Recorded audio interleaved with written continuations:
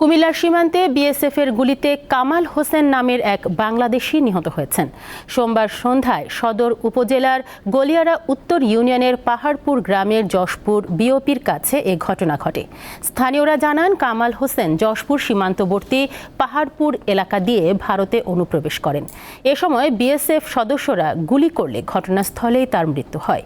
পরে তার মরদেহ বিএসএফ ক্যাম্পে নিয়ে যায় ভারতীয় সীমান্তরক্ষী বাহিনী।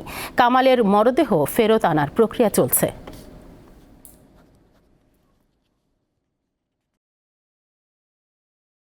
স্বাগত দীপ্ত সংবাদে আপনাদের সাথে আছে আমি তানিয়া আফরিন। পদত্যাগ করেছেন সরকারি কর্ম কমিশন পিএসসির চেয়ারম্যান মোহাম্মদ সোহরাব হোসেন। বিকেলে পিএসসির সচিবের কাছে পদত্যাগপত্র জমা দেন তিনি। পিএসসি চেয়ারম্যানের পাশাপাশি কমিশনের ১২ জন সদস্য আজ পিএসসি সচিবের কাছে পদত্যাগপত্র জমা দিয়েছেন। এগুলো রাষ্ট্রপতির কাছে পাঠানো হচ্ছে। ২০২০ সালের ২১ সেপ্টেম্বর পিএসসি চেয়ারম্যান পদে যোগ দেন সোহরাব হোসেন। ২০২৫ সালে ২১ সেপ্টেম্বর পর্যন্ত তার মেয়াদ ছিল। ছাত্র জনতার অভ্যুত্থানে আওয়ামী লীগ সরকারের পতনের পর পিএসসি চেয়ারম্যান সহ পুরো কমিশনের পদত্যাগের দাবি ওঠে। কয়েকদিন ধরে পিএসসি সংস্কারের দাবি জানিয়ে আসছেন বৈষম্য বিরোধী ছাত্র আন্দোলনের সমন্বয়করা।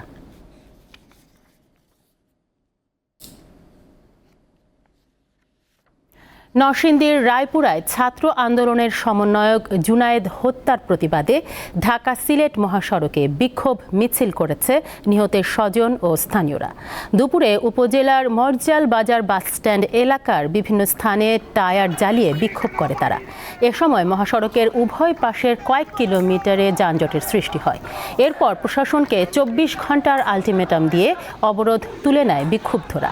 অভিযোগ ওঠে, গত ২৮ সেপ্টেম্বর উপজেলার মরজাল বটিয়ারা মোড়ে সমন্বয়ক জুনায়েদের ওপর হামলা চালায় সাবেক ছাত্রলীগ নেতা স্বাধীন ও পিয়ালের সহযোগীরা। গুরুতর অবস্থায় জুনায়েদকে ঢাকা মেডিকেলে আনার পর সোমবার তার মৃত্যু হয়। কুমিল্লার সীমান্তে বিএসএফের গুলিতে কামাল হোসেন নামের এক বাংলাদেশি নিহত হয়েছেন। সোমবার সন্ধ্যায় সদর উপজেলার গলিয়ারা উত্তর ইউনিয়নের পাহাড়পুর গ্রামের যশপুর বিওপির কাছে এ ঘটনা ঘটে। স্থানীয়রা জানান, কামাল হোসেন যশপুর সীমান্তবর্তী পাহাড়পুর এলাকা দিয়ে ভারতে অনুপ্রবেশ করেন। এ সময় বিএসএফ সদস্যরা গুলি করলে ঘটনাস্থলেই তার মৃত্যু হয়।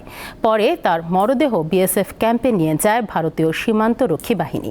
কামালের মরদেহ ফেরত আনার প্রক্রিয়া চলছে।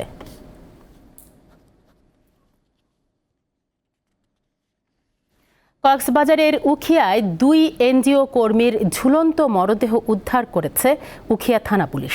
সকালে উপজেলার ২ জায়গা থেকে তাদের মরদেহ উদ্ধার করা হয়।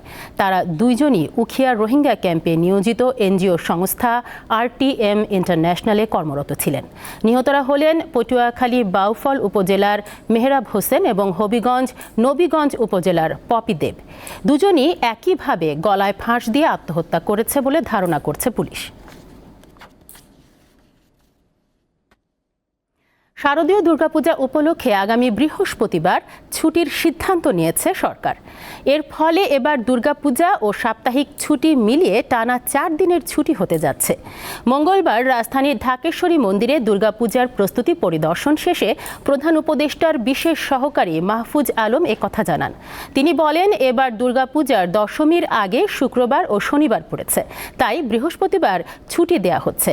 এক প্রশ্নের জবাবে মাহফুজ আলম বলেন, দেশি বিদেশি চক্রান্ত চলছে, কোনো ষড়যন্ত্রকারীকেই ছাড় দেয়া হবে না। এরপর ঢাকেশ্বরী মন্দিরে দুর্গাপূজায় নিরাপত্তার বিষয়টি দেখতে যান ডিএমপি কমিশনার। পূজা নির্বিঘ্ন করতে সব ধরনের নিরাপত্তার কথা জানান তিনি। বলেন, এবছর ঢাকার 15টি বিসর্জনের স্থান নির্ধারণ করা হয়েছে।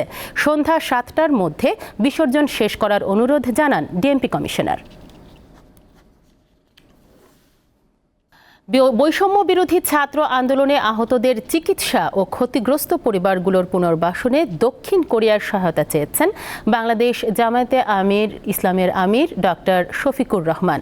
দুপুরে রাজধানীর মগবাজারে জামায়াতের কেন্দ্রীয় কার্যালয়ে ঢাকায় নিযুক্ত দক্ষিণ কোরিয়ার রাষ্ট্রদূত পার্ক ইয়ং-সিকের সাথে সাক্ষাৎ শেষে জামায়াতের আমির জানান, দক্ষিণ কোরিয়ায় বাংলাদেশের মানুষের কর্মসংস্থান বৃদ্ধি এবং বাংলাদেশে বিনিয়োগ বৃদ্ধির বিষয়ে কথা বলেছেন তারা। দুই দেশের দেশের সম্পর্ক উন্নয়নে ইতিবাচক আলোচনা হয়েছে বলেও জানান তিনি। আর পার্ক ইয়ং-সিক বলেন, বাংলাদেশে কোরিয়ার বিনিয়োগ অব্যাহত থাকবে। অন্তর্বর্তী সরকারের সাফল্য কামনা করেন তিনি।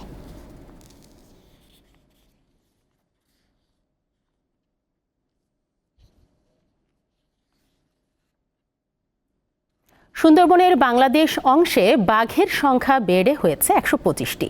২০২৩-২৪ সালের বাঘ জরিপে তথ্য উঠে এসেছে।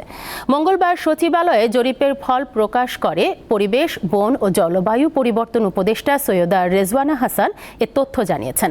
তিনি বলেন, ২০১৮ সালের তুলনায় ২০২৪ সালে সুন্দরবনে বাঘের সংখ্যা ৯.৬৫% এবং ২০১৫ সালের তুলনায় ১৭.৯২% বেড়েছে। ২০১৮ সালে বাঘ ছিল ১১৪টি। ২০২৩ সালের জানুয়ারি থেকে ২০২৪ সালের মার্চ পর্যন্ত এ জরিপ চালানো হয়। সুন্দরবনের সাতক্ষীরা, খুলনা, চাঁদপাই ও শরণখোলা এলাকার ৬০৫টি গ্রিডে স্বয়ংক্রিয় ক্যামেরা বসিয়ে বাঘের তথ্য নেওয়া হয়। ১,২১০টি ক্যামেরায় ১০ লাখেরও বেশি ছবি ও ভিডিও ফুটেজ থেকে বাঘের ছবি পাওয়া যায় ৭,২৯৭টি। সেখান থেকে ডোরাকাটার দাগ ও দেহের বিভিন্ন অংশের ছবি বিশ্লেষণ করে ১২৫টি বাঘ শনাক্ত করা হয়। আন্তর্জাতিক প্রসঙ্গ। পদার্থবিজ্ঞানে এ বছর নোবেল পুরস্কার পেলেন মার্কিন বিজ্ঞানী জন জে হোপফিল্ড এবং কানাডার বিজ্ঞানী জিওফ্রে হিন্টন। মঙ্গলবার এই দুই নোবেল বিজয়ীর নাম ঘোষণা করে royal Swedish academy of sciences. কৃত্রিম নিউরাল নেটওয়ার্কের মাধ্যমে মেশিন লার্নিং সম্ভব করে তোলার ক্ষেত্রে গুরুত্বপূর্ণ আবিষ্কার ও উদ্ভাবনের জন্য তাদেরকে এই পুরস্কার দেওয়া হয়।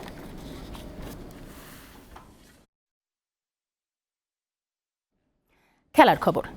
টেস্ট ক্রিকেটকে বিদায় জানিয়েছিলেন ২০২১ সালেই।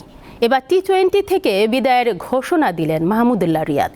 ভারতের বিপক্ষে চলমান টি-20 সিরিজের শেষ ম্যাচ হবে হায়দ্রাবাদে। ১২ অক্টোবরের সেই ম্যাচ দিয়ে টি-20 ক্যারিয়ারের ইতি টানবেন ৩৯ বছর বয়সী এই ক্রিকেটার। ভারতের বিপক্ষে দ্বিতীয় টি-20-র আগে আজ সংবাদ সম্মেলনে নিজেই এই ঘোষণা দিয়েছেন। ২০০৭ সালে কেনিয়ার বিপক্ষে টি-20-তে অভিষেক হয় মাহমুদুল্লাহ রিয়াদের। এ পর্যন্ত দেশের পক্ষে সর্বোচ্চ ১৩৯টি টি-20 খেলেছেন তিনি। ভারতের বিপক্ষে ৩ ম্যাচে টি-20 সিরিজের দ্বিতীয় ম্যাচে কাল মাঠে নামবে বাংলাদেশ। দিল্লিতে ম্যাচটি শুরু হবে সন্ধ্যা ৭:৩০টায়। প্রথম ম্যাচে ব্যাটিং ব্যর্থতায় করুণভাবে হেরেছে টাইগাররা। সিরিজে টিকে থাকতে দ্বিতীয় ম্যাচে জয়ের কোনো বিকল্প নেই শান্ত বাহিনীর। ২০১৯ সালে দিল্লির মাটিতেই ভারতের বিপক্ষে ইতিহাস রচনা করেছিল বাংলাদেশ। এ ছিল এখনকার মতো। আমাদের পরবর্তী সংবাদ রাত ১১টায়। দর্শক, আরও তথ্য ও বিনোদনের খবর পেতে যুক্ত থাকুন দীপ্ত ডিজিটাল প্ল্যাটফর্মগুলোতে। ধন্যবাদ সবাইকে।